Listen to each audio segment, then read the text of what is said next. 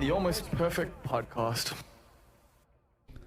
Welcome to the Almost Perfect Podcast, a celebration of fuck-ups, failures, and falling flat on your face. This is a podcast that believes you can learn from experience, but that experience doesn't have to be your own. Hi, I'm Bob Perfect, and I'm a functional fuck-up. Let's learn from someone else's mistakes. So today we are chatting to Thor Rixon, who is an absolutely wonderful musician. He's one of my favorite musicians in the country for quite a while. He released an album a few years back that hit me hard. It's called Tea Time Favorites, and we chat about that quite a bit. But we chat more and more actually about his entire career in this podcast. We go from the early days of starting NAS, which was like a little kind of record label slash agency slash video production team that he did with a bunch of other cats who we chat about a little bit. And we also just discuss his upcoming album, which is called Michelle, which is named after his mom, who actually had a massive impact on him making music, all the way from him learning guitar to him learning drums to him eventually studying production and becoming the musician that he is today. And Thor is now a full-time musician. He's got a studio that he goes to every single day. Like you go to work, he goes to work. He goes and sits down and creates music all day, every day. And you only get to hear a little bit of that. But yeah, we get into all of that. It's a really deep conversation. Thor, cares about the issues and the self, and we get into a lot of that. So it's been really cool. By the way, I am coming to you from the Carve, which is a spot in Muizenberg, so you might hear some talking in the background. And I'm actually about to interview Altaf Sayed, because that's how you say it, apparently. That's one of his jokes that I just killed there, I think, so he's not going to be able to tell that one for you. But yeah, so I'm coming to you from the Muizenberg Festival. It's been quite an amazing experience. I've had such a good time already. I've jumped on for 3 different gigs. I was only really meant to be on for the gig that's happening tomorrow night, as you would hear this if you're hearing this on the day, which is, what day is? What is the day today? It is, I can't even see it on my phone. It's the 10th, Wednesday the 10th. So I'm up on the 11th at the Left Bank with Conrad Koch and Rob Collins and a few others. So if you're listening to this before the 12th, then come on through to that. But yeah, I've had a great time here. It's been fantastic. I got to do a gig in a traffic circle, which was quite an entertaining one. There were about 150 people there, so that was really cool. Then I did one in the location of Vrijgrond. Oh god, I'm so English. But yeah, so I did that, which was pretty cool. It was a small tavern gig. There were about 30-40 people, but it was really, really festive and really fun. And then we did one at the Harve last night, which was really, really cool. Yassine Barnes was on that, Keenan was on that, Keenan Surf, and then Kate Pinchuk was also on that. That was hosted by Paul Cohen, who's been a wonderful, wonderful host for me, and who I'll also be getting on this podcast really soon. So yeah, Cape Town's been treating me really well. I've been having a good time, and I had a fantastic chat with Thor. It's weird because Thor is a very direct cat. He doesn't waffle on too much. He says exactly what he needs to say. So I found myself reaching a little bit at times, and there was a few weak points in this one that I don't really like too much, but I'll get tighter. I'll get better at this as time goes on, because hey, it's called the Almost Perfect Podcast. Anyway, here it comes with Thor Rixon. Enjoy. Might as well just actually start. Hello, Thor. How are you? Good and yourself, Bob? Actually quite good. I'm on a very dope trip at the moment. Cape Town's treating me well at the moment. How's it treating you? Yeah, treating me well as well. Very quiet at the moment, but things seem to be picking up. What is quiet for you? Like in terms of you don't have a lot of gigs, or? Yeah, there aren't that many gigs at the moment. Well, actually no, there are quite a few gigs at the moment, but I don't know, it just feels like it's still building up to summer, which is on its way. So is summer in Cape Town like a big season in terms of live performances? And for sure. It's crazy. Because you guys have a lot of festivals, I guess, when it comes to summer. Mm. And, I mean, how do you... And lots of tourism. So that creates There's just lots of people. And do you do a lot of club gigs then, or...? More festivals, but club gigs here and there as well. Have you moved away from club gigs, No. over years, or you still cool with both? Yeah, for sure. I enjoy club gigs as well, because you get to throw down a little bit harder usually. Is it? Yeah. What do you think creates that dynamic? Maybe it has something to do with a little bit with being indoors and it's darker. I don't know. maybe also like an element of like dinginess in a way. Yeah. I think. Yeah, you can be a little bit more hedonistic, I guess. Although festivals do cater to hedonism quite quite a The bit. dirt and the dust and all that. Yeah, exactly. But don't festivals get a little bit tiring? Like, you've done so many of them, or do you now have like a system where it's like it's just work? Because I mean, festivals can be quite draining as like a party thing. For sure. I mean, it depends on the festivals, and it also depends on who else is playing. If there's other friends of mine that are going, then it becomes really fun, because then, you know, with friends, and you get to, you know, do things together. But if it's just you on your own at a festival that's maybe not that great, then it can be work and a little boring, and usually it's just like in and out. You go, you play the show, and then you leave. Yeah, that sounds a bit like stand-up comedy as well. Like when you've got like other people in the lineup that you've been friends with for a while, you know, the tequilas come out and you get home at like 4 a.m. kind of thing. Exactly. But when, you know, you don't know anyone else on the bill, you're just like, cool, I'm gonna do my 10 and I'm out. So you have gigs like that as well. Yeah, we're in your studio at the moment. This place is quite pumped out. You've got a lot of different instruments. When did you actually start playing, and how did you like expand into like this range? I don't even know how to describe it. There are literally just keyboards and synthesizers everywhere. There's trumpets, there's bass, there's like, you're a multi-instrumentalist, but where did it all start? Well, I started playing guitar when I was about 12 years old, grade 5. What made you do it though? I don't know. I suppose my mom kind of like pushed me to learn an instrument, and I suppose I just wanted to learn guitar. I mean, it's usually the one people get into first, yeah. Aside from piano, although upon reflection, I would have. Piano should have been first. It should have been first. Yeah, you started guitar when you were 12, but you think piano might have, like, because I think piano is a good foundation for all music. Then, like, exactly. Yeah. Like if it's a very versatile thing, whereas guitar is kind of like just focused on guitar and string instruments. So, but I mean, yeah, they're two very different things. But piano would have helped me a lot with where I am right now. And where are you right now? Very focused on synthesizers and sort of like key bed based instruments. Why? Like, what about them like appeals to you?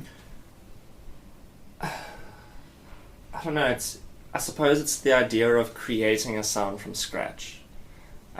Whereas with the guitar, it already has the sound built into how the instrument is built. Whereas with the synthesizer, you're creating a sound from the basis of what all sound is created from. If you think of sound as sound waves, you get different types of sound waves. And when you have a synthesizer, you're building a sound from that basis. So let's, for instance, say you have a sine wave, which is just a classic, you know, smooth wave, which you see on, you know, many different things. Yeah. And when you're building a sound, you have that basic sound wave, and then you do things on the synthesizer that alters that wave, creates a different shape. So it's no longer a sine wave, and that is how you create a sound. So you're manipulating the sound waves. Exactly. Damn, I've never thought to like figure out how a synthesizer actually works and what it's actually doing there. And so for you, it's like just about the, I don't know, like it's the core foundation of everything essentially. That's dope, man. But how did you get into this? Because I mean, obviously, like, you don't just start out. I mean, I wish I could show people. There's this device in front of me that's got about 40 cables that are all different colors. There's like 30 knobs on it. This is a modulator, right? Or what is a synthesizer? Yes, a modular synthesizer. But so how do you get to this point from guitar?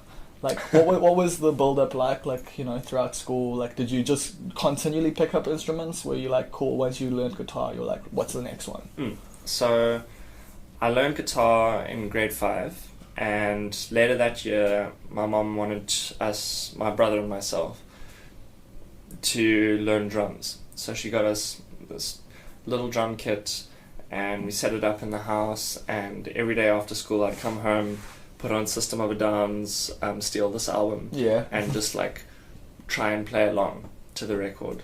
And I taught myself drums that way, and ended up playing drums in high school with a few, you know, high school bands, and as you do. Yeah, and carried on playing guitar as well. And then as I started high school, I picked up the trumpet because I got very into ska and punk music, which made use of a lot of trumpet. Were you in any ska bands? Yeah. I might know of. I started a ska band when I was in grade 7 called Timmy and the Pope. Cool.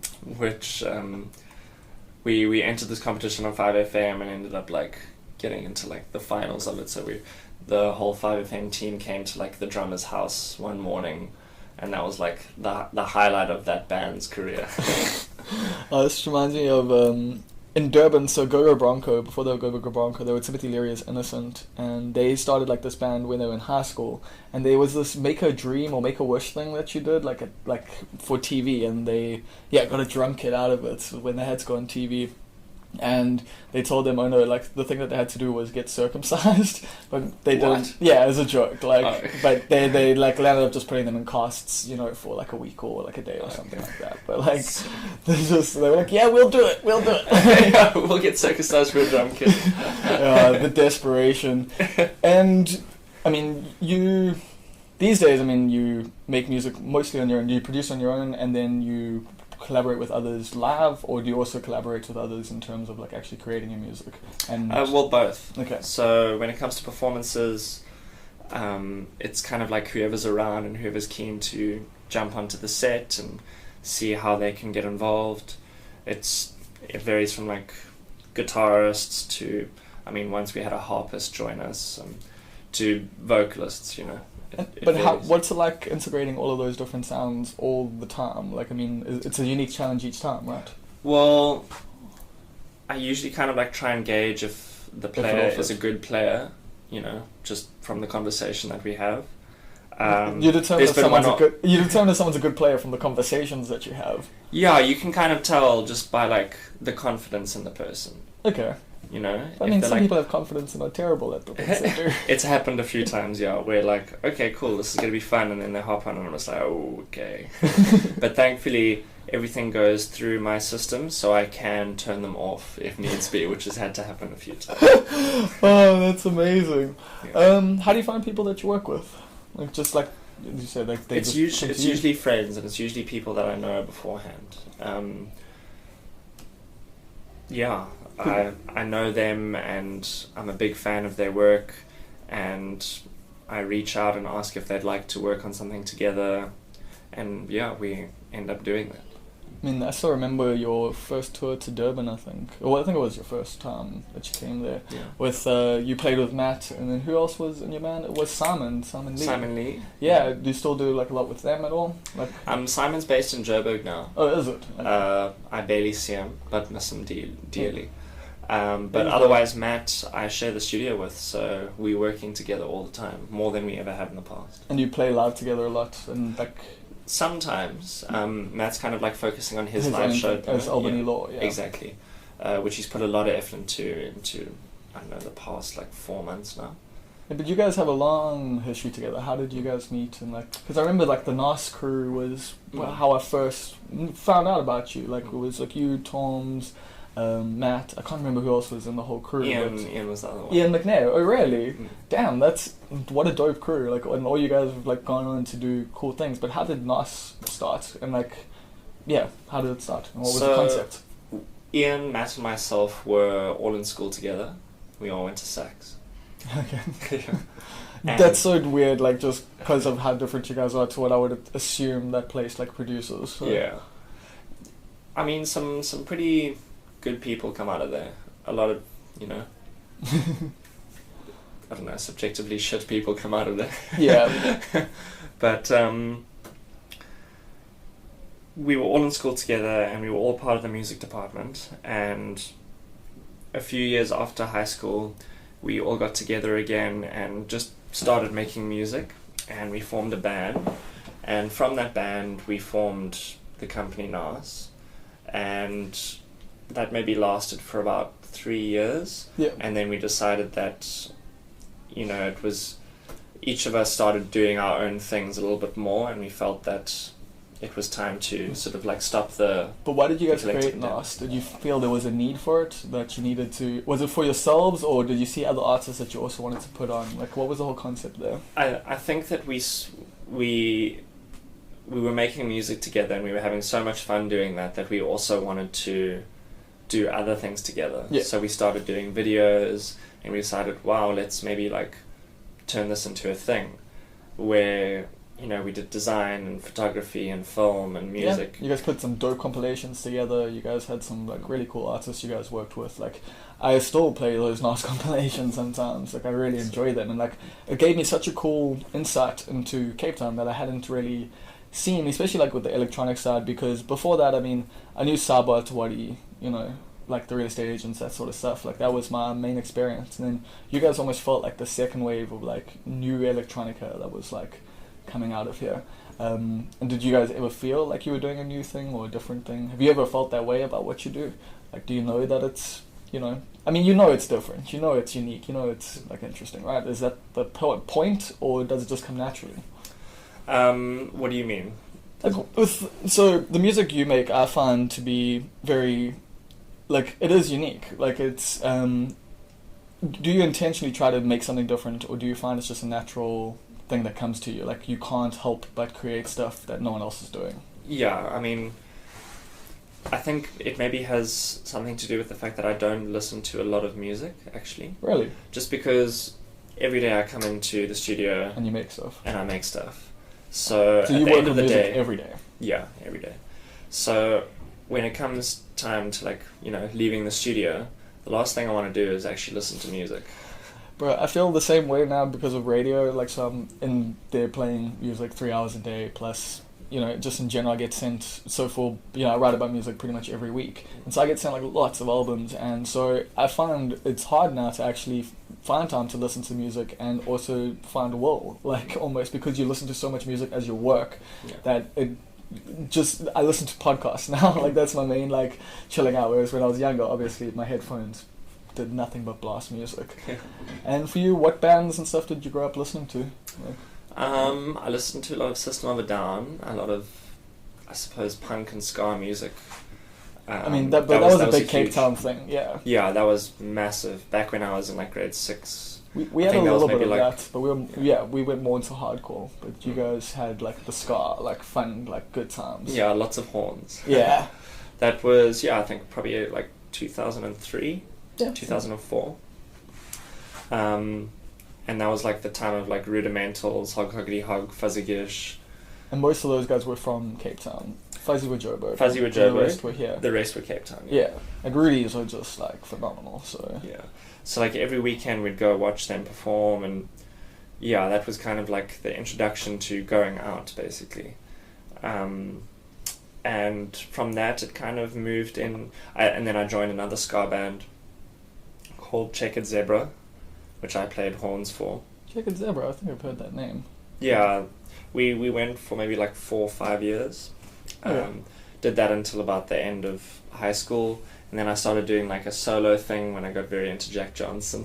Oh really? You got? See, I didn't know. Like, so you did a little video thing a while ago, and you talked about like how good the Jack Johnson record was, like especially if you wanted to sleep or something. And I thought I thought that was like a dig. Like, I thought you were taking the piss. So I mean, I was taking the piss. Okay, but you did really get into Jack Johnson. I did really get into Jack Johnson. How come? Like, what about it? I don't know. It was also just like a time. I was during MySpace. I don't know. Just like Jack Johnson was something that a lot of people were listening to back then. I think a lot of parents actually. Yeah. But I found him, and I don't know, just something about the tone of his voice was just very calming, and I was getting very into my guitar again at that point, and I wanted to write my own music, so I was writing a lot of my own sort of like singer-songwriter, just like sitting down, writing acoustic guitar music basically, and just writing songs. That was towards the end of high school, so that was a time when I was just very into that style of music, you know. There was also, I think Matt Costa was another person. I don't know Matt Costa. Well, I feel like Mac DeMarco is kind of like Jack Johnson for people who hate Jack Johnson. Like, I mean, pretty much exactly. yeah, like it's this generation's Jack Johnson. Yeah, and they don't know it yet. They Yeah, don't exactly. see it. Oh man! And so you started making solo stuff when you were leaving school and that. Yeah, and then after school, I went and studied a production course to learn how to record the music. And that was kind of like my... Was that a self-sufficiency thing? Yeah, just so that I could be able to record my own stuff and like build my own, you know, recordings, I suppose, as opposed to just being able to just do guitar, you know, like to Yeah. add the beats to the things. Are you like at all like ADD, or like do you have like, because I mean it seems from like our conversation stuff you can't like just focus on, like you need to just constantly have stimulation and be doing new things and like learning new instruments and that. Like I don't know if ADD is the correct term, but do you find like that you need constant stimulation or to be learning something new always? Yeah, to like be constantly entertained maybe. Yeah. But I really do enjoy learning. I do very enjoy learning new things. It's like, it just keeps me busy and it's exploring something to its depths. That's what I enjoy about synthesizers, that you get a synthesizer and then you just like play with it and you learn it and you discover its voices and its intricacies, and that's just very fun for me. Which was your first release as Thor Rixon? A very horrible that I've never heard, I think. That you've Because never I heard. always called the album with Misery Bell. Which one was that called again? That was Tea Time Favorites. Yes, I always think of that as your first album because that's the only one I've heard like as your first album. What was the other album? What happened there? Well, there was, I don't know, maybe like 3 tracks that I released on MySpace back at the end of high school. Yes, MySpace. I hope it's deleted. I must actually go check that out. The MySpace looks so different now. It's a completely different website. It still exists, but it's not what it was. So everyone still has their profiles on it. Your profiles are still there, but they like I don't have good. all the same information like that they had. I don't know if your songs will still be up You don't there. have the same skin. No, I learned like basic HTML coding because of MySpace. But so I think everyone learned code around that time. so you made a few tracks on your own. Was this after learning to record, or did you get them recorded by other people? So Yannick Bathfield, who's from Grassy Spark, he was also at sax, and we were friends, and he was sort of learning to record at that point because he was also the same thing. He was recording himself, and went over to his house a few weekends and we recorded those solo songs, and he added drums to them. And what don't you like about them? I mean, do you like anything that you did when you were in high school? No, like I read some of my poems from back in the day, or even some of my early jokes, like from like not even high school, from like 6 or 7 years ago. And that's cringy, right? Yeah, very. But But it's a valuable experience, don't you think? For sure. What did you learn from it?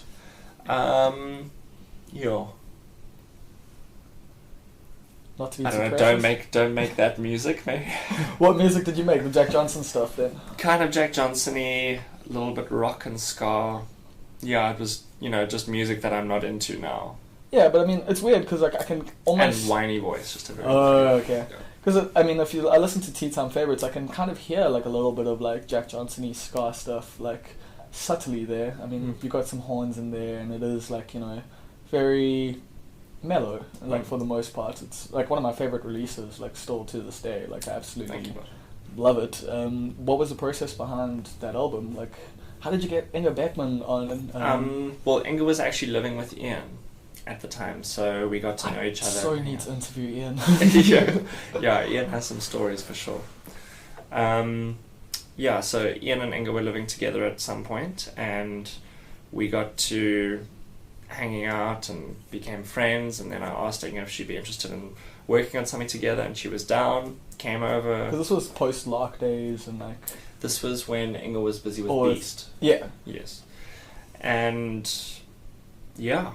came in one afternoon, did the song, bam. How did that feel to get someone like her? I mean, I'm sure you looked up to her, like we all looked up to her. So it was an amazing experience. Yeah, I mean every time someone comes into the studio, it's super different and always super rewarding.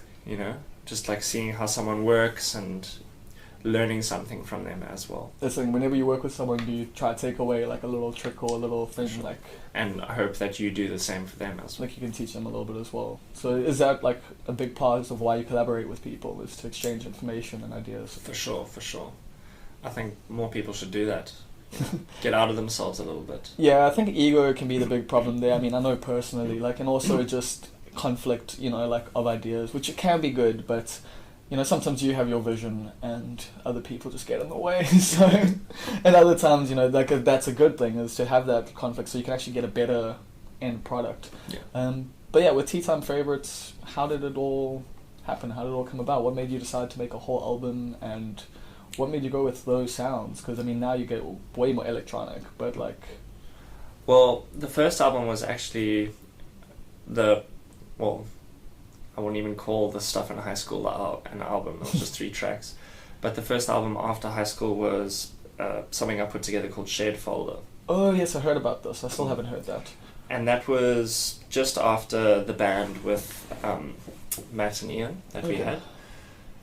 And I'd love to hear like what that sounds like. It's absolutely crazy, drug-fueled madness, basically. Just lots of weed. We would go to Ian's house and just fuck around for hours every week.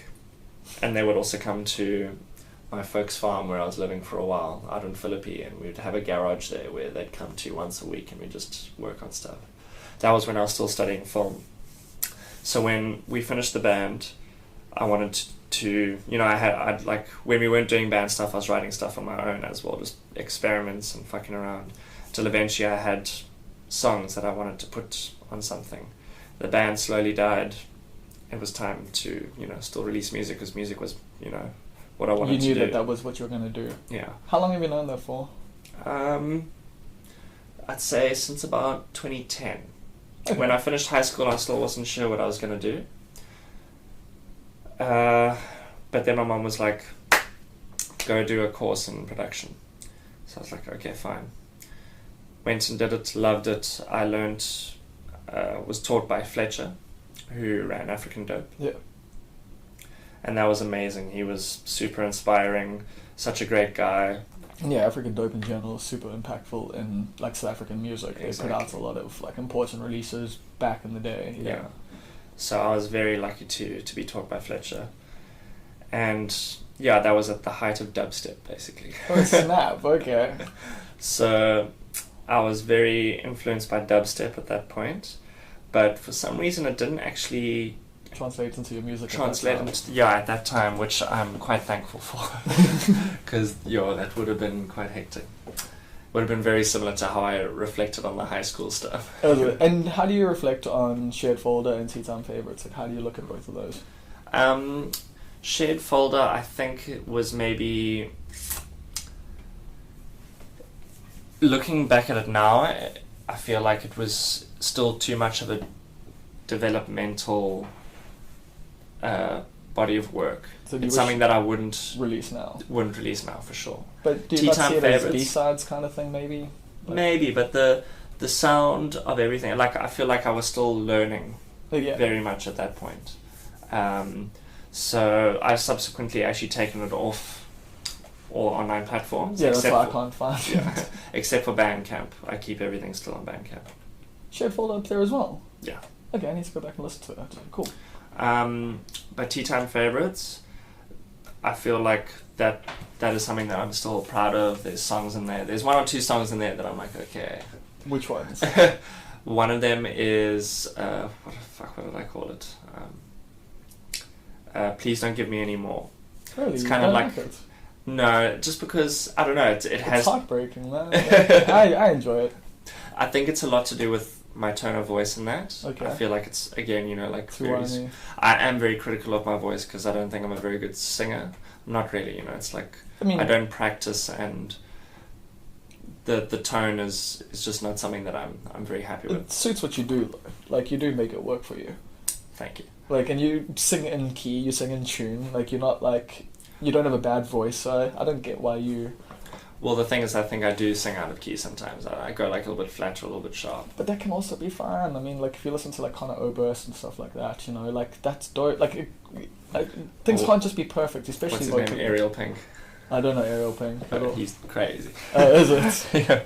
So but then after Tea Time Favorites, things like took quite a turn. You went way more into electronic side of music and that. So after Tea Time Favorites was Songs from the Bath. Yeah.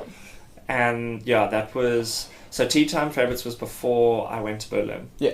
Then I met Alice Phoebe Lou. Yeah. We worked together. She let me stay at her house when she moved over to Berlin, moved into Camp Street. When was this? That was 2014 maybe. 2013 even maybe. And Alice came back from Berlin and she said, you have to come with me next time. So in 2015 I went over to Berlin to play some shows and just, be out of the country and explore the world a little bit. I'd never been out of South Africa before then. Get to Berlin, met an amazing bunch of people, all Alice's friends, who are now my dear friends as well. And my eyes were open to electronic music, basically. Before, did you have like a bit of a block to it? Were you like anti, or? I mean, I'd listened to dubstep. But other than that, like. But never really like house or techno. Yeah, I mean, I can feel you there. Because I used to like dubstep because of it just being pretty close to like hardcore, like pretty close to like this breakdowns. It's heavy. It's exactly. Like you whereas can like feel it. Whereas I mean, I'm still not super into house or techno, but I can enjoy them. I can't enjoy trance, but like, yeah. Techno like almost veers into trance a lot of the time. Sometimes, but it's different enough. Like I find like trance just very mundane. Whereas, like, I mean, when I listen to you play, like, techno sets, there's good build, like, and you do seed a lot of, like, different sounds in it, and it's not just straight up, like, the same thing over and over and over again, even though that's essentially what it is. It's just, subtle variations on that. So, yeah, you got into electronic music in Berlin. Yeah, so eyes were opened, got into it very intensively, and then when I was in Berlin, the goal was to write music. So I collaborated with those people that I'd met there, those friends, and just recorded so much while I was there in 2015. Yep. Because it took me quite a while to put songs from the bar together. I remember you sent me like a first copy like a while before like I got the final version. So yeah. And those were probably very different versions. Very. Yeah. So yeah, I pretty much, from arriving in Berlin to leaving Berlin, which was 3 months, just maxed out that Schengen visa. I had finished what I thought was the album, sent it to a few people, yourself included, and it was so different to what like you'd done with Tea Time Favorites. I really didn't even know how to interpret it. Like it was, different. So I basically just worked on that after getting people's feedback after that first draft, and carried on working on it for about another year. And then in 2016, I think it was, I had finished it. I released it in 2016 with Roasting Records, put it on vinyl. And that was, a product of being, exposed to dance music in Berlin. It was definitely, I kind of see it compared to this new album, Michelle. Well, I was going to say, because like, it's not like really a dance music album though, like Songs from the Bath. To me it feels like a trip. Like I listen to it and I feel like I'm going like on a legit like, journey. Yeah, for sure. Yeah. But there are elements of like Four to the Floor. Yeah. Yes, of course. There's the basis for dance music in it, but it's not like the traditional like, you can't put it on at a club kind of thing. Like you can definitely mix it into your sets, but some songs. But yeah, and then now Michelle, you've mentioned your mom quite a few times. She's obviously super important she's the reason why you do all of this. I mean, she pushed you to play guitar, to play drums, and then later to produce. Yeah. She's always just seen kind of like a direction that I'm heading, and then just pushed me a little bit further into that direction. So she's super supportive and always has been. So amazing. How valuable is that for you? I mean, it must be everything. Extremely. And it's funny because my mom would always suggest something, and at first I'd always be very apprehensive and be like, no mom, that's not cool, I don't want to do that. But then a few years down the line I find myself doing that, and I'm like, you know what, you predicted that and here I am. So she knows you well. Yeah. And it's crazy, it's almost like some like Sixth Sense kind of thing going on there. I mean, that as well, because not everyone's parents are like that at all, and that's a very special thing, I guess. I mean, having that support and that allows you to do the things that you're doing, and now you're making a dance music album, you say, named Michelle. Yeah. So, when you say dance music, what do you mean? So, it's my interpretation of dance music. Okay. A few different styles, influenced a lot by house and techno with this one. So you it's still all like your four to the 4/4? Yeah, all four to the floor. Driving, progressive. When I write dance music, I like to, take people on a journey. Yeah. Much like you say with Songs from the Bath. So introduce something in the beginning, it builds, it hits a crescendo, it goes down again, and it tapers off. So kind of like one big sort of, I don't know, I suppose triangle, you could say. Okay. Interesting.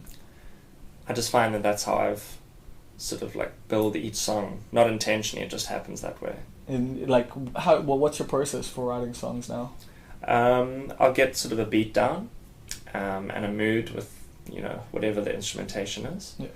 And just slowly build on that. Just layer. Put everything in, like throw all the paint at the canvas and with all those layers, and then take things away in certain parts, add things over time, go away from it for a few months, come back, reassess, add, take away.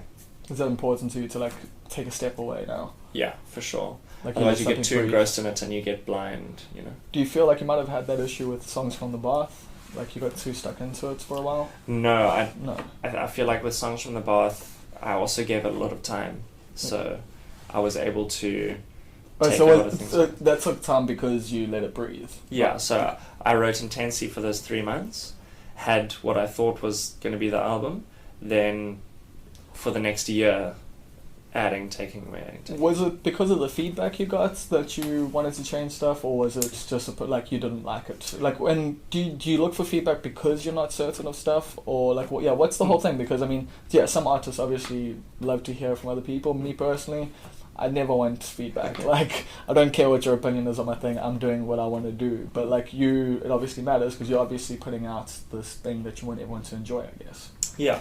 So I always send my stuff out for feedback to people, to a closed group of people whose opinions. It's always daunting being asked, by the way. Just so you really? know. Yeah, man. It's like, because it's someone else's art, and it's like, I don't want to. That's the thing. I don't want to influence anyone's thing. I'm happy to review stuff afterwards and stuff like that. But like, I feel very awkward. Like, being part of the process. Yeah. The thing is that if there's something that I don't agree with, you don't use it, obviously. Exactly. Yeah. But if there is something that's like, wow, you're right, I didn't pick that up initially. Yeah. Then that's super helpful. Because sometimes it's kind of like ear fatigue.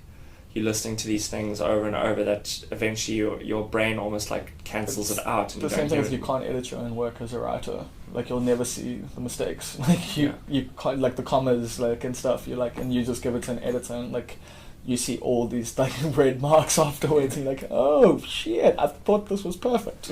Yeah, exactly. Damn, man. I'm trying to think. What else I want to know about you? Like, what was growing up for you like? Because you seem like a bit of a weird cat. Like, you've always been like a little bit of an outsider. Do you feel that way? I mean, or is this just my interpretation of you because you always have strange hairstyles and you've got like a look to you? You're always changing your look as well. Like, maybe it's something to do with the constantly having to be entertained, or this ADD thing that you talk about. My brother, my mom and myself, we all lived on a farm about 20 minutes outside of Cape Town in an area called Philippi, very close to Archery, near the hypermarket and Macro and whatnot. I have no idea where these places are, but it's fine. It's like 20 minutes that way. Cool. I think he pointed south. Yeah. Southeast. Okay. Yeah. So, and we went to school in like Newlands. Oh, okay. It's at Saks. So it was like an hour In there and an hour well. back. Yeah, primary and okay, so it was straight through. So being in a school there where like all the other kids are, they live close by or like relatively close. I was the one that was like, super removed. And I also didn't like go to boarding school either. So I don't know, I have a feeling that maybe had something to do with it, the fact that I was like physically not in those same spaces, so you couldn't like be a part of those communities as easily, I guess. Yeah, and I became, you know, like very self-sufficient. I don't know, like relied on myself a lot. And you learned how to entertain yourself, and with music, I guess. And like, I mean, did you have a lot of time to yourself? Yeah, heaps. So is that how you got every day after school? I would go home and just play guitar, write songs and stuff. So it's like almost like a combination of being left alone and also supported by your mom that's like led you to this. That's so dope. And how's the Cape Town music scene evolved, like, since you've been in it? Because you've been in it pretty much your whole life, and so it went from this big band phase and stuff. And like, I mean, there's still bands around nowadays, but they all kind of sound the same to my ears. And it just seems like, there was an electronic scene. I mean, it's kind of always been an electronic scene, but it's like ebbed and flowed, and it seems to be like in a new, more solid phase these days. Am I interpreting that correctly, or? Well, there was that like phase maybe like 5-6 years ago where there was like a big emphasis on bands and stuff. Yeah. Well, again, because you guys have done that a few times now. Yeah. And then it went through a big dip. Yeah. And now it feels again that there's another rise coming up. I mean, right now it's very exciting for me seeing the electronic scene in South Africa. Yeah, it's and so kind of like the hip hop scene as well, especially in Joburg. You know, there's artists like Darky Fiction and Mixed Blouse and Muzi and like all those cats. You know, like just like you're really just doing amazing shit. Like, I love all those artists. Yeah. So yeah, it's really exciting to be here and seeing that at the moment. Yeah, because for the past like 3-4 years, it's been a little bit disheartening. You know, no one's been coming out with like, you know, any fresh, exciting things. Do you really? Does it feel that way here in Cape Town? For me, at least, you know, I wasn't excited about any music that was coming out, really. You know. But now that there's people like Mixed Blouse and Darky Fiction and Muzi, I'm excited. I'm like, wow, there's like this wave. But you're not feeling it here at home, essentially. Like, you mean in Cape Town? In Cape Town, yeah. I mean,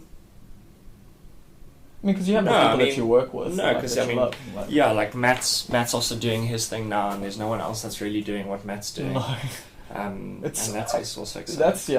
I've been struggling to place it because it's like pop soul, but like it's got that 80s like R&B. Yeah, it's super just groovy, man. Like it's got a nice feel to it. It's got a soft like hug kind of like vibe to it. And Matt's live show is also really good. I'm pumped to eventually see him when I can. It'll be so dope. And touring and that's like, how do you enjoy touring, or are you? Touring on my own can get a little bit lonely and boring. But with friends, it's fun. But if I'm touring with friends, it's the fucking best. Because that's the thing. I mean, when it comes to this music thing, some people love the studio, and some people, you know, love being on tour. But for you, I guess it's a mix of both. I do prefer studio a little bit more than performance. How come? I don't know. I think maybe because my performance right now is just like a lot of gear. So you don't have to cart it everywhere. It's just such a fucking mission taking all of this shit everywhere.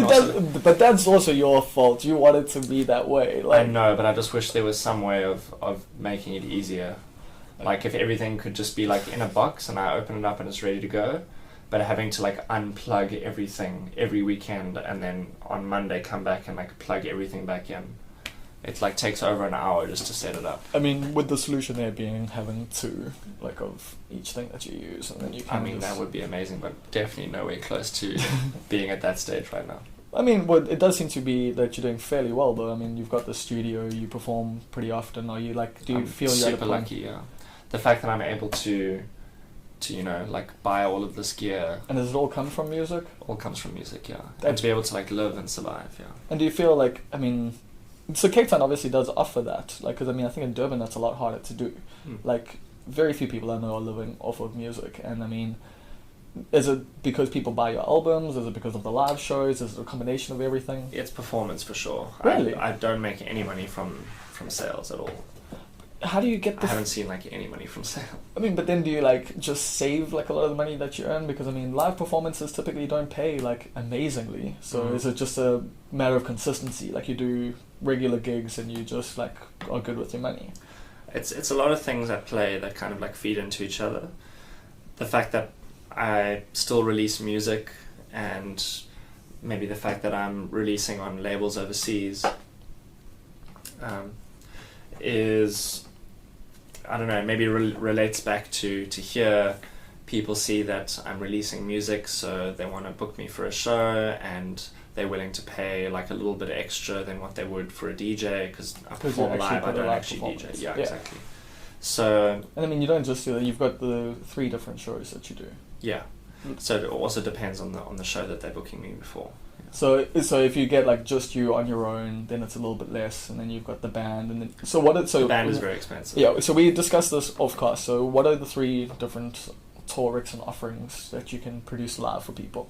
So the 3 shows. One is a band ensemble show, which is more sort of like, I say in inverted commas, songs that I write, the ones that appear on albums and that. Yeah. And that consists of, the usual is guitars, drums, bass, horns, and then myself, playing synthesizers and vocals and all of that.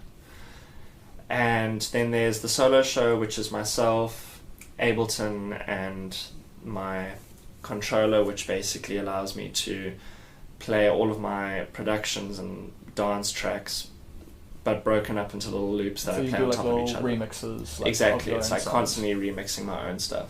That's what that show is. And you feel you have to do that to be entertained. Exactly, yeah. It's really fun. Just like always, every single performance is something new. And the other one? And then the last one is the one that I've been developing for the past few months, which is basically no computer, just hardware. So it's just a combination of synthesizers, a sampler, my modular synthesizer, drum machines, and a looper basically. But that's obviously the one where you got to carry all the equipment. That's the one that I love performing with, and I really want to take it further, but my God, is it a mission to transport. I'm also really worried about taking it on planes, because I can't put all of this stuff into the hold. It has to like be with me, so I know that it's safe. And it's just too much for me to actually take as hand luggage. So I don't know what I'm going to be doing with that, with transport and guess you're going to be driving everywhere or catching boats. I mean, hey, that's not a bad way to get around. Boats. You can book some shows, do a cruise liner. I've heard of a few people that actually do that. They're afraid of flying, so they have to go on land or go by boat. Yeah, and I mean, to get to Europe via land is going to take you a little while from Cape Town. But like, is Europe still where you find you're received best, or how are you received in Europe actually? Europe has been amazing. I've been going there for the past 4 years. Yeah, since the first time you went to Berlin, it's just been like keep going back. Yeah, so it's doing well right now because I've been consistently going back and like. So you've got a bit of a name there now. You've like you're known on the circuit there now. Yeah, I'm signed to 2 labels in Berlin, so it's just like being consistent and just like working at it and pushing at that specific area. Do you think it's important for other South African artists? Because I just look back at like Spook Matambo, I look at Mulum Cool Cats, I look at Muzi, I look at just all these cats who essentially had some buzz here, a little bit here, and then like converted that overseas, and then converted that back home.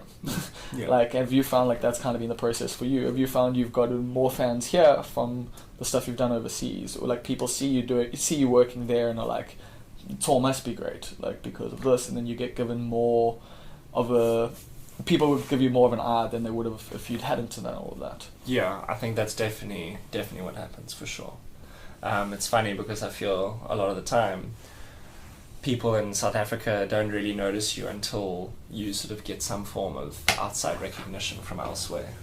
And how does that feel, man? Like, I mean, thankfully, like, I've received outside recognition, so that's happened for me. But for someone that's sort of on the come up and is doing amazing things but it's not getting outside recognition, it would be really shit and really tough. Because they're not getting the internal or external. I guess that's why people give up.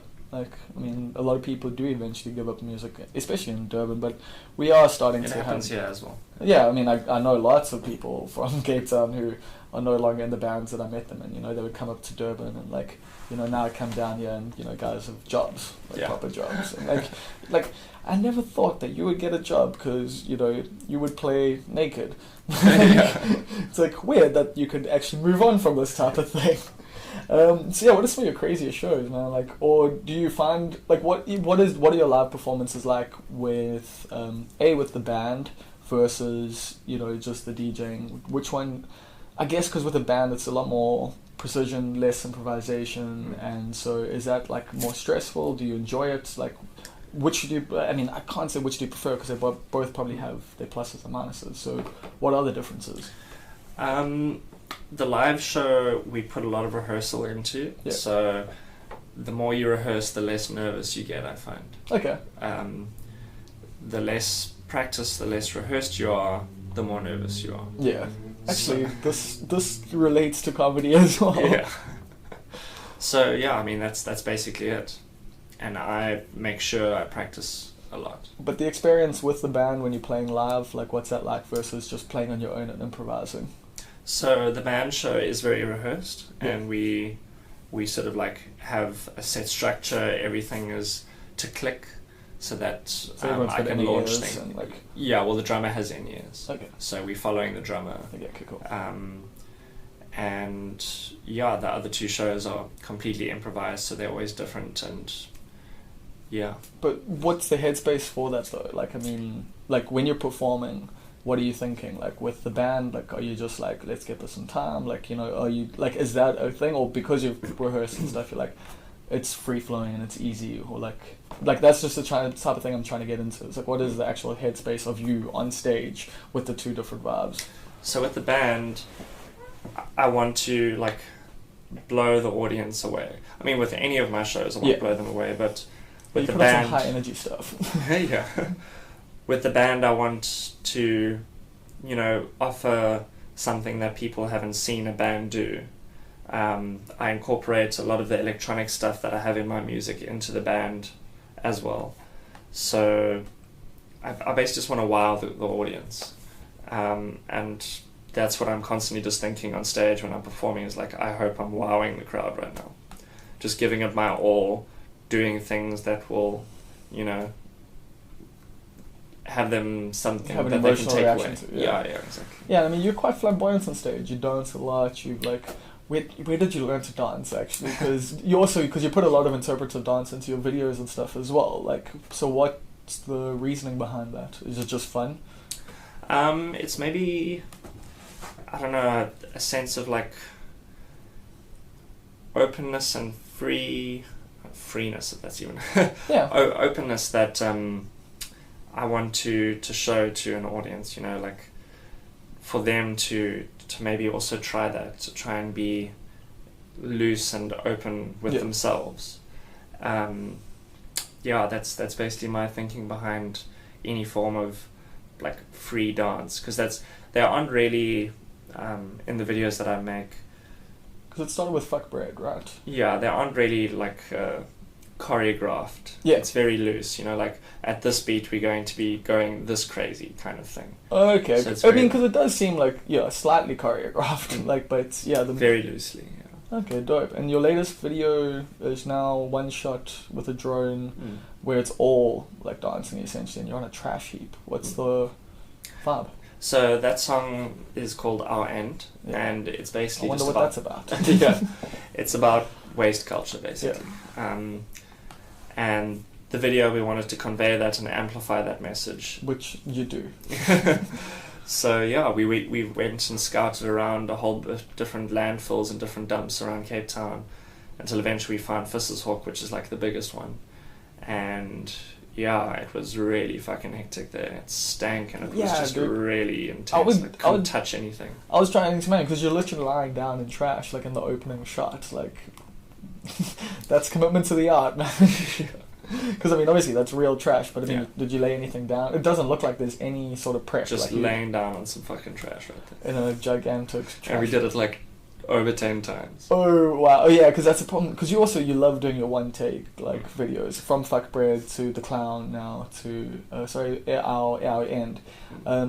Is there any underlying theme between the three at all? Like, do they? I mean, I could pick up some threads, but is it intentional? Like, there are some connections Yeah. that are all three, and I want them to kind of work as like a full body Yeah. together. do you find your videos like since Fuck? Because I mean, the other video was for Misery Ball, and then what was the other one? Like, 'cause you had two of T. Time Away.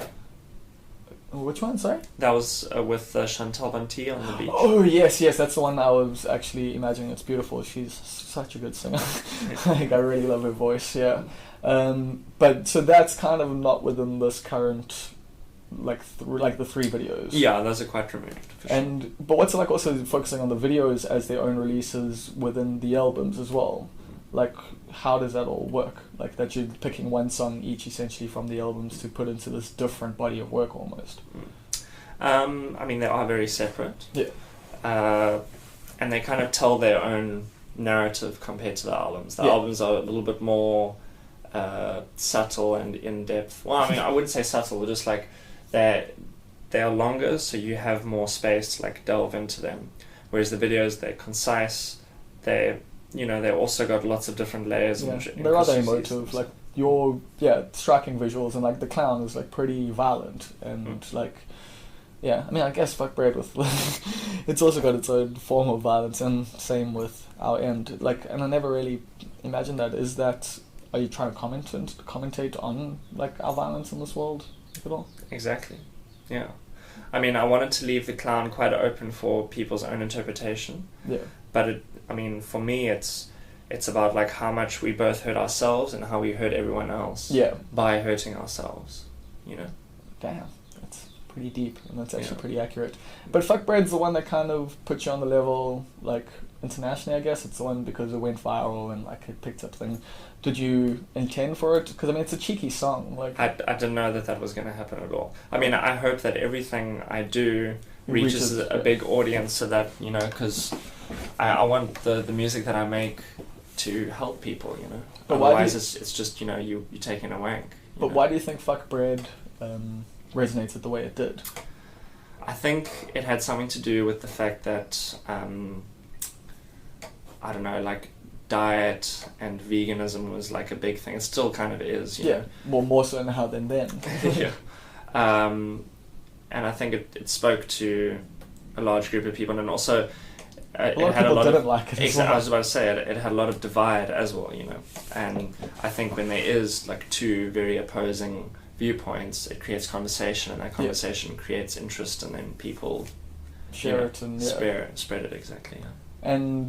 But do you also now worry about like with that doing so well that you might not like get another video that gets as many views or like that resonates as much? Like, is that a fear? No, because you're not creating it for that reason, essentially. As much as you want it to be heard by as many people, is it a like take it or leave it kind of thing? Like, I create work that I want people to listen to and for them to take something away from, and hopefully for it to help them in some way. And I just hope that it can reach that person. And if it reaches 10 people and it gets to one of those people, or if it reaches however many, it does what it needs to do. At least I hope it does, yeah, that's dope. And then, okay, so you went from, we'll talk about this, you went from Fuck Bread to the Clown. Was it intentional to have such a juxtaposition, from something that's so, like, light-hearted and upbeat and, friendly to something that's not? Like, it's a very dark, like, it's still, like, I feel, like, really, like, uneasy watching it sometimes. So, like, was it intentional to, like, jar people to have that juxtaposition after going, like, hey, here's my fun thing? And, like, well, I mean, as fun as Fuck Bread may seem, it's also got a, like, message, And there's lots of, like, different layers for me in that piece. And I wanted to just progress it, take where that went and then, take it further with the Clown. and now with our end also. Because I mean, I guess our end ties in more with fuck bread in terms of environmentalism and stuff, but they all have the whole self, like looking after It's yourself. all speaking to the self. Yeah. Each one of them. Yeah. Okay, dope, man. Not really too sure where to go from here. I feel like we've discussed a hell of a lot. We got a lot done here. In terms of personal relationships and that, because you are constantly working on music and that, does it affect things like touring and stuff like that? I mean, well, your girlfriend currently lives overseas now, but in general, like, how do you deal with that? Like, always being on the road. Well, not always being on the road, but often being on the road and being away from like your loved ones and that. Is it? Well, I mean, thankfully right now I don't. Well, thankfully, it would be nice to do more traveling, but I don't do that much travel at this point. When I'm in Europe, there's a lot of travel for sure, but that's just on weekends. You know, I'll go away for a night or two and then I'm back. Because in South Africa, you're sustained by Cape Town, essentially. Yeah, and go to Joburg once or twice. Yeah. Like once every month. Durban, there's just no money, unfortunately. I'd love to go to Durban. There's Kaya Records that we keep chatting to, but... Yeah, Fuego might be able to soon help you out, because he's like, taking over bookings at Republic and that, but it's still not lots of budget. But I know with the Sunday schools and stuff, he's got a little more to work with, so... I don't know if you're the name he's talking about for December. Maybe I don't know. No, because he said he's got like someone secret coming in December. He hasn't told me, so I don't know. Like, chat to him about maybe that, and you can. So you are fully like just involved in music. How do you pick up the not producers? Yeah, your booking agents and stuff like that. How do you know who to work with? How did that start? When did you start going like, cool, I need someone else to actually outsource this stuff to? That came when I was looking for someone to help me get my music to a label. I was messaging friends, asking them if they knew anyone, and I got put in touch with a person called Jared Traeger, who runs a company, a management and booking agency in Cape Town called Jet Black and Jet Traeger. Okay. They're a management and booking agency, and he listened to the music that I had, and he really liked it. It was The Clown at the time. I was looking for people to release it with. And he said that he asked if he could take the song and shop it to some people. Shopped it around at ADE a few years ago. And the head of Get Physical, Roland Lieske, really liked it and wanted to sign it. So he ended up signing The Clown. And Get Physical is a pretty big European label. Yeah, they're how would you say, like, legends in the scene. They've been going for ages, like the like old school. Not quite like the sub pop of their vibe, but like within that like sphere. Exactly, signed the single to them, ended up signing the album to them, and going to be releasing some more stuff with them in the future. And they've been great, very supportive, and you find it allows you to have the freedom to do this. It definitely helped me with playing in Europe. The fact that I'm signed to Get Physical and Loud and Weasel, which is the other one. I released an EP with them. They're more sort of down-tempo. What was the EP? It was called Hypermarket. Yeah, I haven't heard that. Yeah. Like, I didn't even know. But was that just a release for Europe, or did you try, like... It was a vinyl that was just released in Europe. I've got one or two down here. Okay. But, Is it was it also a vinyl online. only? Oh, is it it online as well? Would you ever do a vinyl only release? Would you, or is that just defeat the point? No, maybe. Yeah, or like at least maybe like an extra song on a vinyl or something. That you can only get that way. Yeah, I like both the permanence and impermanence of art. Like I appreciate some things can live forever, and I appreciate that some things can only be heard in certain ways, like the Wu-Tang album. By who owns it? Like I want to say Elon Musk, but it's obviously not. It's another Shrieker or something. Shrieker. Yes, Martin Shkreli. That's the guy. Absolute supervillain. Apparently that's only just according to the media. Apparently. It's also, according to some of his actions. And he plays it up. He does, ham it up. He does try and be a heel, character. I think he grew up in wrestling as well. Well, yeah, the way he acts seems like someone who's, intentionally trying to play the audience, as a bad guy. Well, did you see that Vice documentary? On him, yeah, with Helen there was some weird vibes there, like conflict of interest vibes, like because he landed up dating like the Vice social media manager, I think, for a little while, and so that got a little weird. You've worked with Vice a little bit, haven't you? No, just been featured on there. Yeah, I've just been featured. And I mean, more noisy. Yeah, noisy. Well, I mean, you were on there before. I chatted about you. You had a little mention there, and then cool. I think we've got a lot out of here. I'm gonna have to edit my lack of direction. I think I did have a bit more of a plan going into this, but actually, what I want to chat about, yes, Michelle. So where does Michelle sit now? Like, it's coming out when? Coming out next week, Friday, the 19th of October. 19th of October. And how do you feel about it? I'm so excited for people to hear it. I'm very proud of it. It's been in the pipeline for about 2 years. 2 years, okay. Yeah, since Song from the Bar. So once you finish one album now, do you just start working on the next? Or do you just start writing songs and see? I'm always writing songs, and I have like... How many songs do you have that are never going to be released on this computer right now? Hundreds. Yeah, there's heaps. So, but then what's the process of condensing them down into an album? Well, I'll be constantly writing songs, and there'll just be songs that I always just have at the top of my like recently opened. Okay. That just like constantly stay there. It's like the cream of the crop that always rises to the top. And the ones that I like don't really like that much, they kind of just like keep getting further down. But then eventually there's just always just like the ones that I'm happy with at the top. Do you ever go and take parts from songs you don't like and put them into songs you do? Yeah, that sometimes happens, where there'll be something like one part that I like of a song, and then I'll like mash it up with something else, and then it just suddenly like clicks, and then that works, and then that also stays at the top. And so for you, it's just constantly like evolving on just multiple. Do you work on multiple different tracks like every day? Well, you did say earlier, like, and you have to constantly be letting stuff breathe, and then you go back to it. Yeah. And so that's what you did with Michelle over 2 years. Yes. And now, what are you expecting the reaction to be like for your fans and for people who don't know you? Like, I just hope that people take something from it, and it helps them. That's always just what I want, So you don't care what they take from it, just as long as it affects them in some way?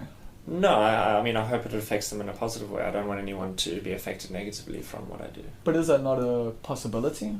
For sure. It's just not something that I would want. No, I know. No, I get that. I mean, I just, because I can imagine, like, especially like with lyrical stuff, and yeah, I mean, there isn't much lyrical stuff on this album, is there? I still haven't heard it. Is there? There's lyrics on every song. Oh, okay, snap. So it's quite different to Songs from the Bar then.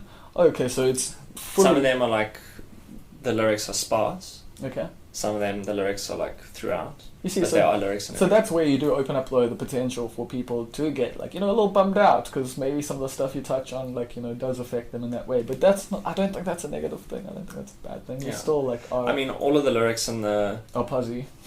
Well, it's like uplifting, Okay. Maybe our end is critical, but it's critical of the self, you know. It's not like I'm trying to preach and be like, yo, this is what you need to do. It's like, this is what I've had to deal with. I'm sure someone else is having to deal with. Yeah, because it's your own personal anxiety about like how we are destroying the world with our consumerism and waste. And I mean, I think that which we're all guilty of, myself. Yeah, no, 100%. I think we all resonate with that. Like, as much as I take the piss out of vegans and vegetarians and stuff, like, I agree with like the principles most of the time. It's just the methods, I guess, the preachiness that. Exactly. I mean, that's the thing. Like, and the capitalization behind it, because I mean, you're a vegetarian, right? And dabbled with veganism as well. And I mean, what was the reasoning behind that? I was brought up vegetarian. Okay. So my mum brought my brother and I up as veggies, and super thankful that she did that. And recently dabbled with veganism as well. Dip in and out of it. It's pretty tough. It's very tough, and it's very expensive, which is very unnecessary. It doesn't need to be expensive, but as you say, it's like being capitalized. Well, it is. I mean, that's the problem. It's like, it's the same thing with NAC and the Copernic thing. It's, they they see a market and they go, well, we can exploit this. Like a lot of organic stuff, like, doesn't need to be the price that it is. And I mean, even that, a lot of it's bad for the environment because of pesticides and stuff like that. So people also don't see the negatives of the thing that they're pushing forward, which is, I guess, I mean, I'm critical of it, but like I say, like I agree with you, our waste issue is massive. Like just, people talk about the straws, and once again, I appreciate that that's a thing, but everyone mustn't just focus on just the straw. Focus on the bottle that we're putting the straw into. Like, well, that's the idea behind the straws, is that it's like an opening, a doorway. It's meant to, but I think some people also just don't take that next step. But I do appreciate that, like that it is. Yeah, once again, whilst I'll make jokes about it, I do agree with it and appreciate it. And so, is that the thing you're trying to go with our end? Is just to heighten that, or is it also just create awareness? Yeah. Oh, so it's creating awareness, not necessarily just speaking to people who already agree with you, kind of thing. No. Don't you feel like a lot of your audience would already be on board with that? Like, I really don't know who my audience is, to be honest. Really? I don't know who listens to my stuff. I never check any stats or like. And you don't care, like, you just, as long as someone enjoys it. Yeah, I hope that someone can take something that really helps them in their life. And, well, I mean, hopefully this will help people, like, and, yeah, I think it definitely speaks to the time. I think the video itself is a little shocking, like, no, I know you're not I don't know if you're intending to be shocking with it, but, like, and it's weird. With our end, you mean? Yeah, because, I mean, and that's a weird thing where you're saying, like, you don't want, like, to negatively affect people, when, like, the video did negatively affect me in that, like, it made me feel really, like, tense and emotional and, like, sad about, like, what, like, not just our future, our present, like, and, I mean, that's obviously just I mean, we should be worried about that. Exactly, Yeah. So that's the thing. So when you're saying, like, you don't really want negativity, in a weird way, you kind of do still want those emotions, I'm sure, like, so, I don't know, I just figure, like, that's just my only issue, is, like, it can't all be posy, man, can it? Like, with your music, like... When you put it like that, it's true. Okay, cool, I guess. I feel like I fought for a point there, but I didn't need to. No, but I mean, you're absolutely right, yeah. Yeah. But maybe what I thought you meant earlier was like, I don't know, like a hopelessness. Oh, yeah. Whereas, like, I'm doing this so that we can be hopeful, so that we can change, so that things can get better. Okay, cool. I think that's a perfect spot to end. So thank you very much for your time, bro. And Thank you, so 19th of October, yeah. people can listen to Michelle, and your mom is on the cover. Is that your mom? Yes, that's my mom. That is so beautiful. It's, I think, the most fitting tribute. So thank you very much, bro. Thank you, bro.